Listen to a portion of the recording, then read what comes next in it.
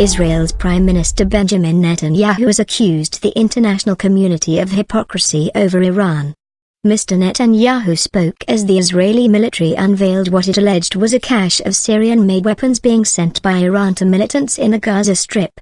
He criticized EU Foreign Policy Chief Catherine Ashton, who visited Tehran at the weekend, for her smiles and handshakes with Iran's leaders. Iran has dismissed as failed lies the accusation it was behind the shipment.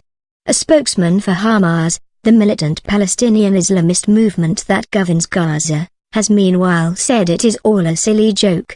Denying the facts, Israel's Navy seized a Panamanian-flagged vessel, the Close Sea, in the Red Sea off Sudan last Wednesday, and said it was carrying dozens of M302 rockets, which have a range of 150 kilometers to 200 kilometers, 124 miles. The weapons had been tracked for several months as they were flown from Damascus to Tehran and then taken to a port in southern Iran, it alleged. From there, it added, they were loaded onto the Close Sea, which sailed to Iraq, where containers of cement were added. On Monday, Mr. Netanyahu said the world's apparent decision to downplay the discovery in favor of seeking improved relations with Iran was evidence of the era of hypocrisy in which we are living. The ship was organized by Iran, dispatched by Iran, financed by Iran. The missiles were loaded by Iran, in Iran, he added. Now, as usual, Iran denies these facts. In fact, its foreign minister calls these facts failed lies. But it's Iran who's lying.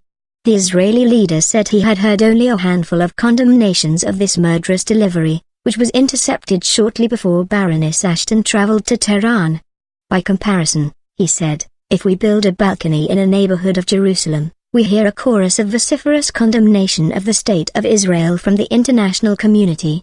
Mr. Netanyahu has long claimed that the West is being fooled by Iran's diplomatic overtures following the election last August of President Hassan Rouhani, who was presented as a moderate.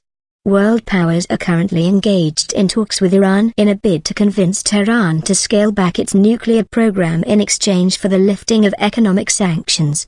Speaking after meeting with Baroness Ashton in Tehran, Iranian Foreign Minister Mohammad Javad Zarif said a nuclear deal could come in the next 4 months.